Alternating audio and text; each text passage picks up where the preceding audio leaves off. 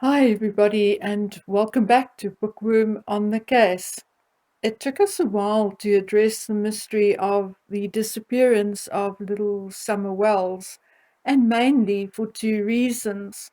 One is that we are not sure it is such a huge mystery, and secondly, because it is still an ongoing investigation, and I guess that until all options had been looked into and all scenarios investigated, one cannot classify a case such as this a mystery. Summer Moon Utah Wells went missing on June 15th, 2021. She was aged 5 at the time of her disappearance. If you are here watching this, you are most likely someone who had been following the case all along, and therefore it would be pointless for us to go through absolutely everything, every prank, every speculation, and every piece of gossip. The basics of her mother's story is that they took Grandma Candace to a hospital. Her and Summer were waiting in Grandma's truck for her to finish when an ex-friend's 15-year-old son called and asked what they were doing, and then subsequently invited them over. They went, and when they left, he left with them. Mom Candace went to collect Grand Candace, and they went to hand in Grand's prescription. And Mom Candace bought drinks and vapes. And it is known that she gave the 15-year-old Hunter vapes and a twisted tea at the swimming hole they went to while waiting for the prescription to be filled. They then collected the prescription, went grocery shopping, took Hunter home, and then, according to Mom Candace, they went straight home. All of this, up to this point, was collaborated by various people. Although Mom Candace and Hunter's recollection of where they went and when and in which sequence differs a little, it is clearly just a matter of recollections may vary, but it basically confirms that they visited the places they visited. A number of YouTubers, as well as obviously the police and FBI, I would guess, verified every step they made with the shop owners and shop assistants, and I guess security camera footage where available. In my opinion, the morning's activities are thus of little consequence, other than the fact that when they left Hunter's house, it was the last time Summer was seen alive by anyone other than her own family. On their trip home at approximately 3:15, Grandmother took a video and a photo of Summer sleeping in the back of the truck. According to Summer's mom Candace, they got home, separated their groceries from Grandma's, took it in and unpacked it. Then she did some washing, and Summer was with her all the time. At some point, Mom Candace noticed Grandma Candace sitting on the step of her caravan or mobile home, which is about 50 paces from their own home. She asked her what was up, and Grandma said there were plants which needed planting. Mom Candace called Summer, and they went over to Grandma's to plant flowers. Then Summer wanted to go home to her brothers, who, by the way, were 8, 10, and 12 at the time, and who stayed home alone while Candace, Summer, and Grandma were in town, and Dad Don at work. According to Mom, she walked Summer to the door, told the boys to keep an eye on Summer, and went back to Grandma's trailer to help her with her knee brace. According to Mom Candace, this took her about 2 minutes, and then she headed back home. Once back home, she asked the boys where Summer was, and they said she went downstairs to play with her toys. According to Candace, she called out to Summer, and when she did not answer, she went downstairs to look for her, but she was just gone, or, as Candace would say, Summer got gone. And before I forget, this little 5-year-old got gone from a home situated on a hill in a rural area, a home which is barely visible from the road, and a home housing about 13 dogs in the yard. Yet, with 2 adults, 3 children, and 13 dogs, nobody saw anything, nobody, including the dogs, heard anything. Well, I do not believe it, not for 1 minute. And other than the obvious, there are some more reasons why. So let's start off with some statistics.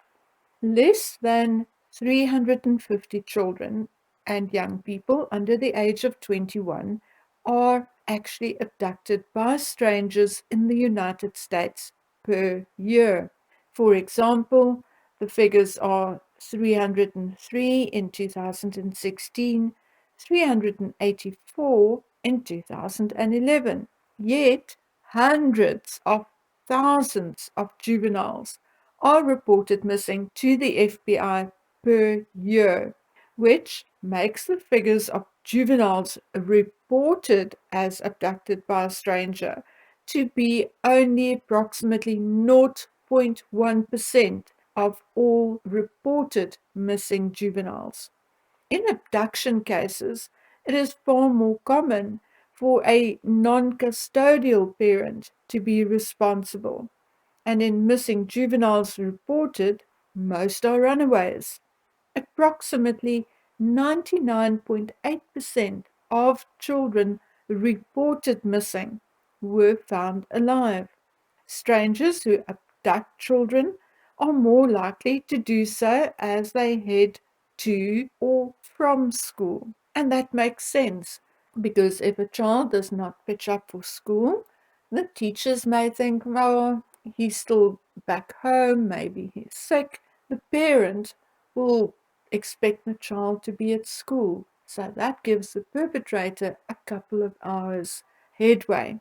So almost all children abducted by strangers were taken by men, and 2/3 of stranger abductions involve female children.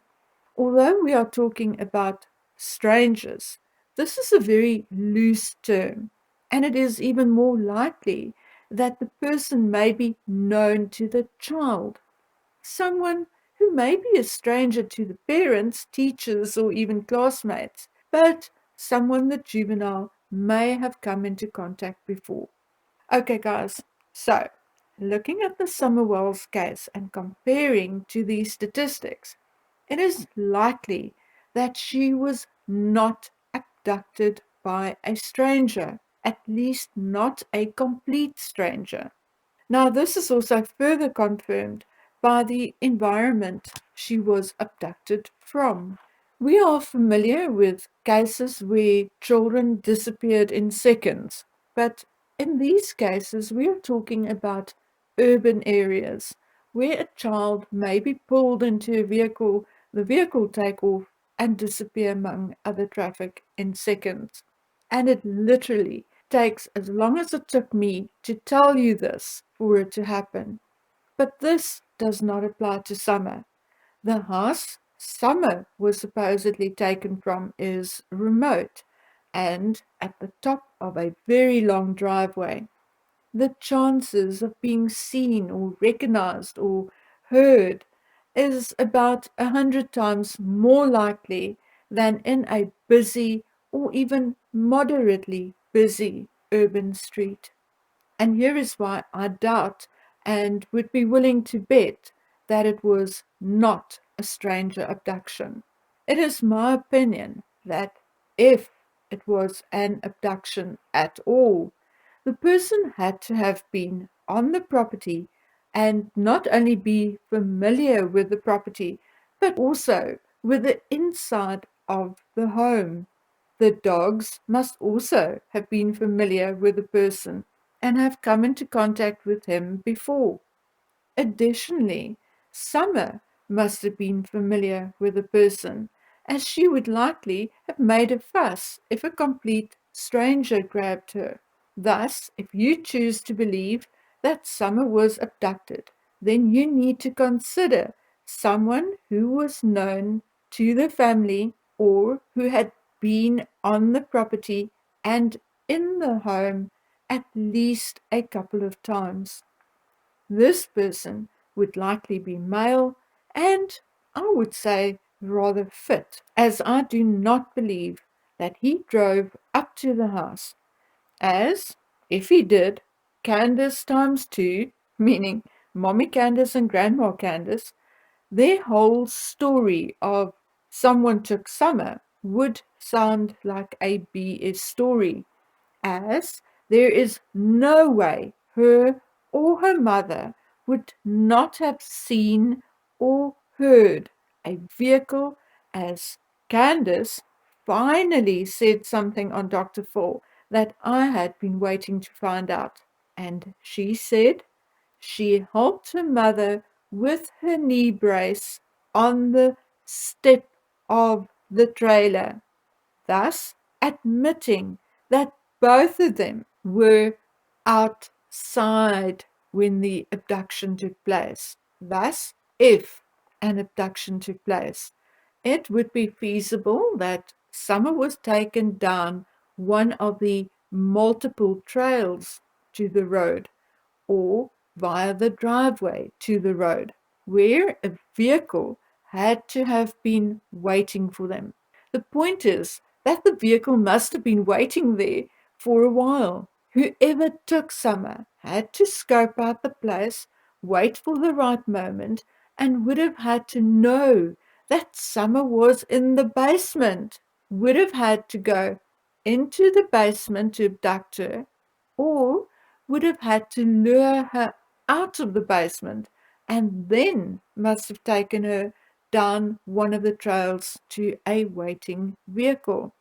The whole process could take anything from 15 minutes to half an hour or more.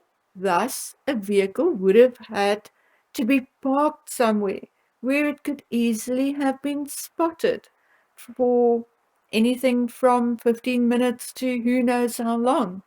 Yes, there is a story about a red truck, a red Toyota Tacoma being sought by investigators. A 1998 to 2000 maroon or red Tacoma with a full bed ladder rack and white buckets in the truck bed.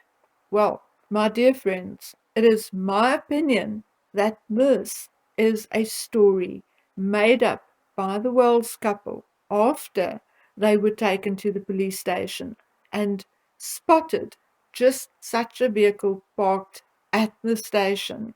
Thus, quite frankly, I do not believe this red truck had anything to do with anything, and definitely nothing with Summer's disappearance. I mean, just consider the following: a rural area, everyone knows everyone, a red Toyota Tacoma 1998 to 2000 model with a full bed ladder rack loaded with white buckets. Come on, people, that is rather specific, don't you think? How can anyone believe that no one in the area, or anywhere else for that matter, would not know someone driving such a truck? Highly, highly unlikely, in my humble opinion. As you may have guessed by now, I'm not someone who believes in the abduction theory. Not now, and never have. Firstly, whether it was someone known or even unknown to the family, there were multiple vehicles on the premises at the time the abduction allegedly took place. Grandma's truck was parked there, Don's truck was there as he had taken Candace's car to work that day, and the guy who supposedly carpooled with Don that day also had his truck parked there. It would thus have been very hard for anyone to have known exactly how many people were on the premises and where exactly they were located. Thus, he could not have known how big his risk was going to be. Secondly, according to Candace, the boys said Summer went down into the basement.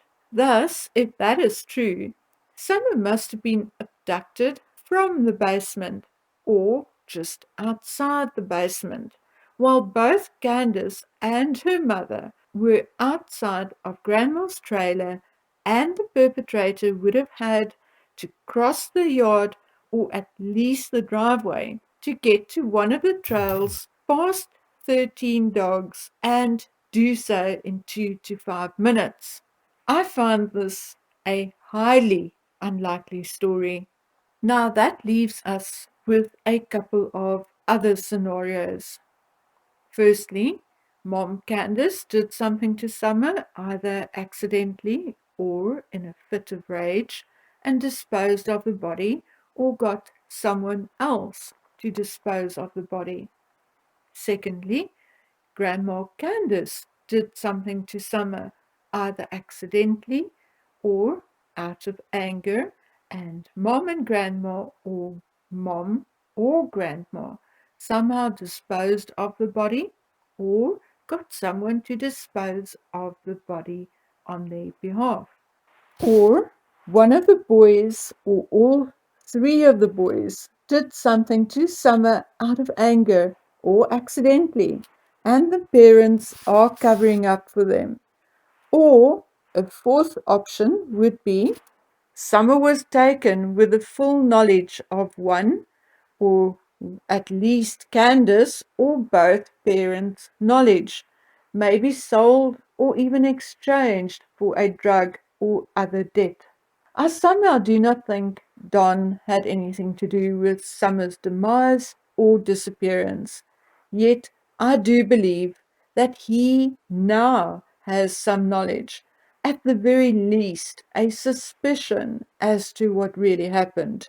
Another scenario may be that Summer was given to someone for safekeeping, as they knew that DCS was going to remove the children, and they did not want Summer to go into the system. I, however, do not believe this to be the case, as the boys were only removed a month or more after Summer's disappearance.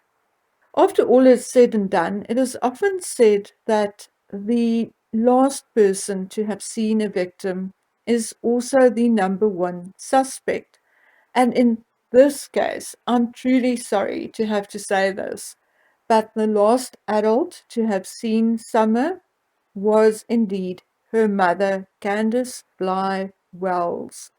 And whether she was handed over or sold to settle a score or a debt, or whether she was accidentally or willfully killed, it is my opinion that Candace Bly Wells and her mother, Grandma Candace, know exactly what happened to Summer. Okay, my dear friends and subscribers, that is as far as we will take it today. We will do some more digging and see what else we can come up with. There is actually a whole darn lot, but too much for one video. So until we meet again on the next video, please take good care of yourselves. Bye.